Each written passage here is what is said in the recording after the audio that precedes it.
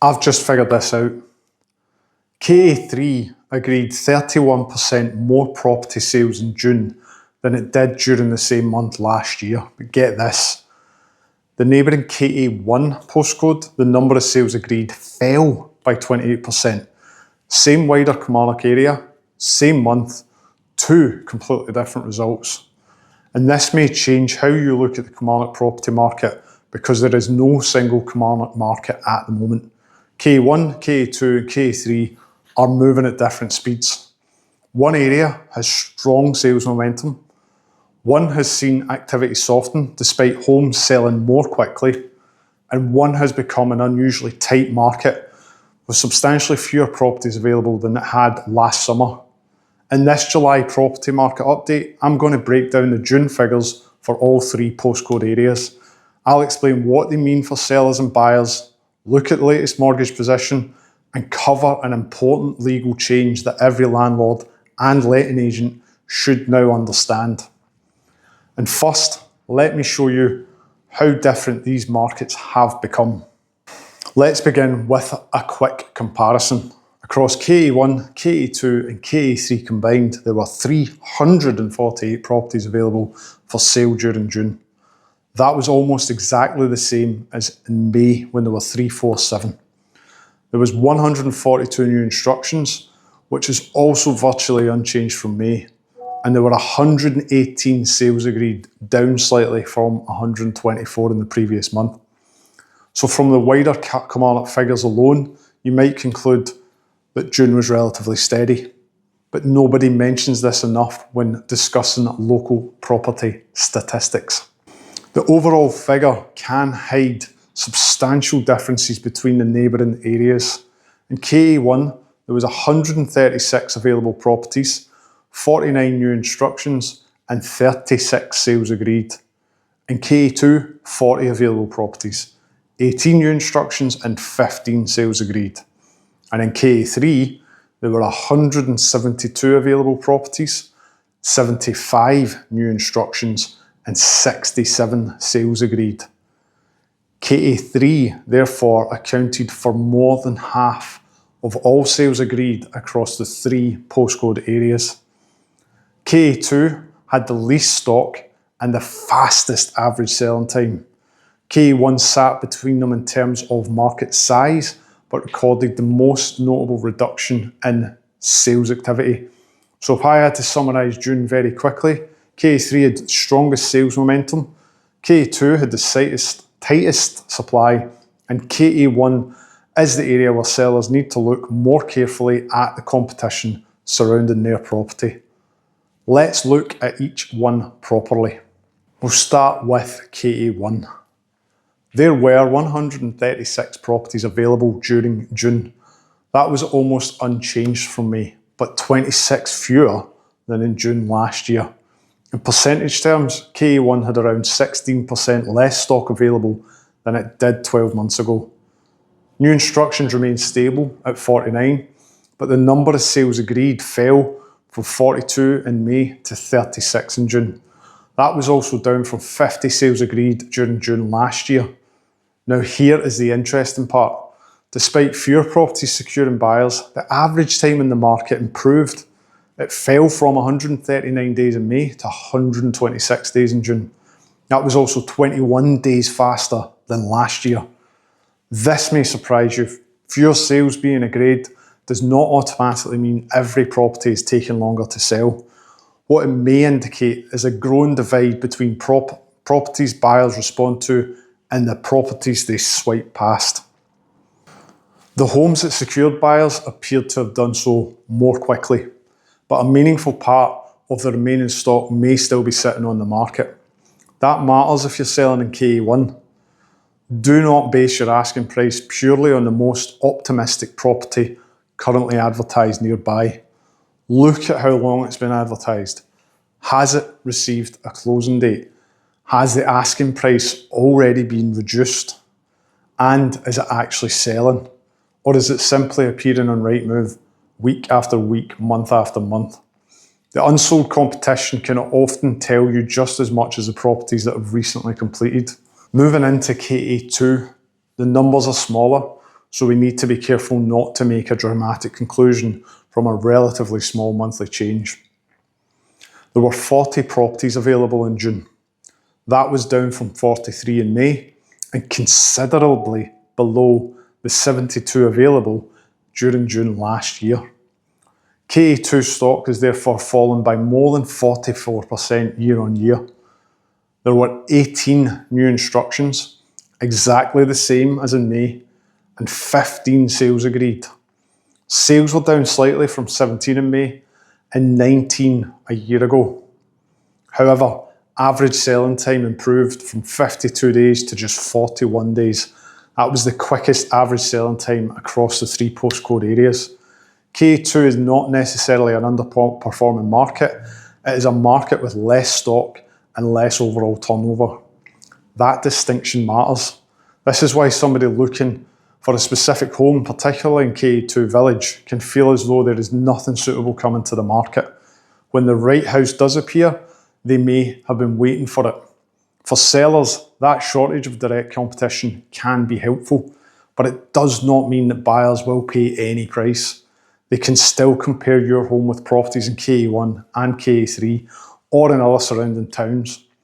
The strongest KA2 launch will emphasise what is genuinely difficult to replicate: the precise location, the style of property, the garden, the outlook, the school catchment, or the convenience offered by that particular village. Scarcity is an advantage, but only when buyers can clearly see why your property is different. KA3 produced the clearest positive result during June. There were 172 properties available, up slightly from 169 in May and almost identical to June last year. There were 75 new instructions, again broadly stable, but sales agreed increased to 67. That was 2 more than in May, 16 more than during June 25. So while the amount of stock and the number of new listings barely changed year on year, the number of properties securing buyers increased just over 31%. Homes also sold more quickly. Average time on the market fell from 168 days in May to 152 days in June. KA3 had the highest amount of stock, it had the largest number of new listings, and yet it also recorded the strongest sales activity. That's important because high stock does not automatically mean weak demand. KA3 includes a broad mix of locations, rural and suburban areas, property styles, price points, and potentially some developer or new build stock. So I would never suggest that every part of KA3 is performing in exactly the same way, but overall, buyers absorbed a substantial amount of the new supply entering the market during June. KA3 accounted for almost 57% of all sales agreed across the 3 postcode areas. That makes the engine room of the wider Kilmarnock market this month. However, sellers still need to be aware that 172 available homes means buyers have more option. Strong demand helps, but it does not remove the need for a competitive launch. So what does all this tell us about the overall Kilmarnock market? The central story is not that stock suddenly rose or fell. Total available stock barely moved between May and June. The central story is that buyer demand is being distributed unevenly. Across the 3 areas, there were approximately 83 sales agreed for every 100 new instructions in June. That was down from around 89 during May. But it was ahead of June last year when there were approximately 75 sales for every 100 new instructions. That is only a directional measure. It does not account for properties already on the market, sales falling through, or the difference between property types. But it does tell us that the market continues to absorb a reasonable proportion of the new supply coming forward. The mistake would be to turn that into a blanket statement that every correctly priced property will immediately sell. The reality is more complicated. Some homes will attract several viewers quickly. Others will receive occasional interest, but no serious offers. And some will be virtually invisible because the buyers do not believe the condition, location, or asking price make sense together. Nobody mentions this enough. Your property does not initially compete against every house in Kilmarnock. It competes for the attention of the buyer scrolling through a relatively small group of similar homes. They are comparing photographs, price, condition, location, room sizes. They may request a home report and then go through that and tick it off compared to what it needs done. That first comparison happens before they even book a viewing. The market is active enough to reward a good launch, but it is not so forgiving that sellers can ignore competition. Let's turn those figures into practical advice in this month's Seller Vision, and the advice is different for each postcode. KA1, study the properties that have failed to sell. Stock is down compared with last year, but June also produced fewer agreed sales. So do not look at the similar home advertised for 10,000 more than you had expected and assume that proves your own valuation. Ask how long that property has been available. Has it been reduced? Is it receiving viewings? And has anybody actually offered any money to buy it? An advertised price is a marketing decision. It is not evidence of the market value. The strongest KA1 seller will understand where buyers have rejected the competition and then repeated the same mistake. In KA2, make the limited supply work for you. There are substantially fewer properties available than there were last summer. Your marketing should therefore explain why somebody waiting for that property type should act now. But keep the message specific. Do not simply say that it is a lovely family home in a popular area. Show the buyer the feature they may struggle to find elsewhere. That might be the south-facing garden, the off-street parking, the countryside access, proximity to school, or the combination of space and price. In KA3, expect more direct competition. The market recorded strong sales activity, but buyers had 172 available homes to consider. Your photography, preparation, initial pricing all have to earn that viewing. This will change how you see property presentation. You're not preparing the property simply to make it look tidy. You are removing the reason someone might choose to view a competing home first. Small repairs, cluttered rooms, dark photographs or unclear layout can all weaken that first impression. And across all three areas, I would avoid using inflated asking price, simply to leave room for negotiation. Sometimes it creates room to negotiate, but sometimes it simply creates room for buyers to walk away. At the time of filming, the Bank of England base rate remains at 3.75%. The Monetary Policy Committee voted by 7 members to 2 to hold the rate during its June meeting. Interestingly, the 2 dissenting members wanted to increase it to 4% rather than reduce it. The bank's next interest rate announcement is due on the 30th of July 2026. Mortgage approvals also weakened during May. There were 56,200 approvals for house purchases, down from 65,900 in April, and below the average from the previous 6 months. That doesn't prove that Kilmarnock market is about to slow down. The local figures show that a substantial number of sales were still agreed during June, but it does reinforce why buyers should not make assumptions based on a mortgage conversation they had several months ago. This is why you may still be searching for a property but not genuinely ready to offer. Your income might be the same, your deposit might be the same, but the lender pricing, affordability calculations and the amount the bank is prepared to offer can change. Speak to your mortgage broker before you find a house, not after. And sellers should ask the estate agent how offers are being checked. An offer is not only a number. You need to understand whether the buyer has a property to sell, whether the property is already under offer, what deposit the buyer has, whether the borrowing has been checked recently, and what conditions are attached to the proposed move. The highest headline offer is not always the strongest offer. Sometimes the best offer is the one with the clearest and most credible route to completion. In this month's Landlord Desk, there is one change that landlords and letting agents should already have acted on. Since the 1st of May 2026, it has been unlawful to discriminate against prospective or existing tenants because they receive benefits or have children. That applies to the process of advertising, handling inquiries, offering viewings, and deciding whether someone can rent the property. So phrases such as no benefits or blanket exclusions against families with children should not appear within the property marketing. But there is an important distinction. Landlords can still carry out proper affordability and background checks. You can assess income, you can review rental and employment history, you can request a guarantor where the circumstances justify it, and you can consider rent in advance.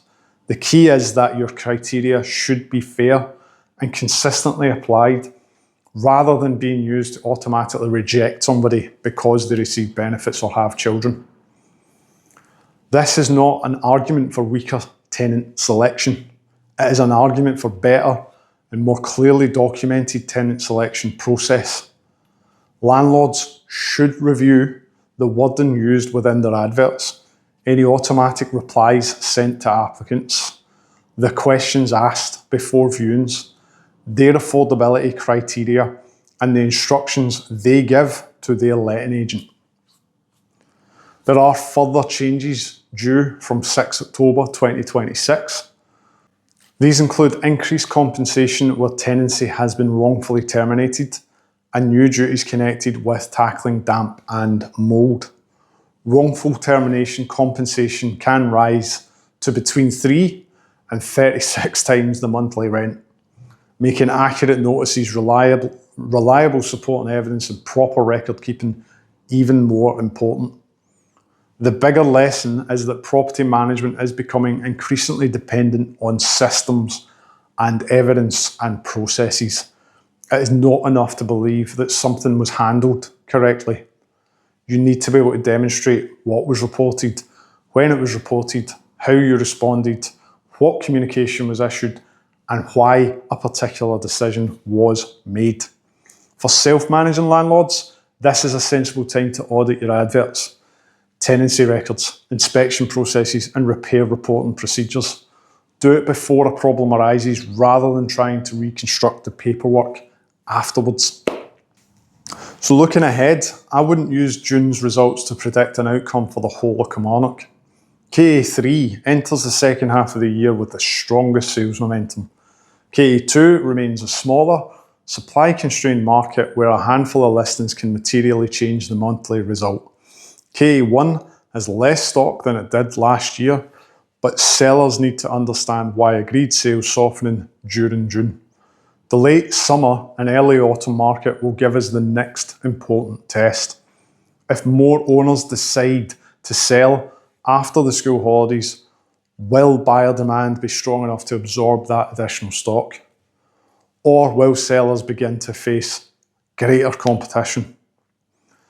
I'll continue tracking KA1, KA2 and KA3 separately because as this month's figures demonstrate, combining them into one Kilmarnock headline does not tell the whole story. The full written report, including all of the figures, is available on the B listed website, and if you're considering selling a property in Kilmarnock over the next 3 to 18 months, you do not need to wait until you're ready to put it on the market before asking advice. We can look at your likely value, your direct competition, and anything worth addressing before the photographs and preferably home report are arranged. Visit blisted.co.uk to request a valuation or contact me directly for an honest conversation about your property. And subscribe to the channel to receive the next Comparison Property Market update. Thanks for watching, guys.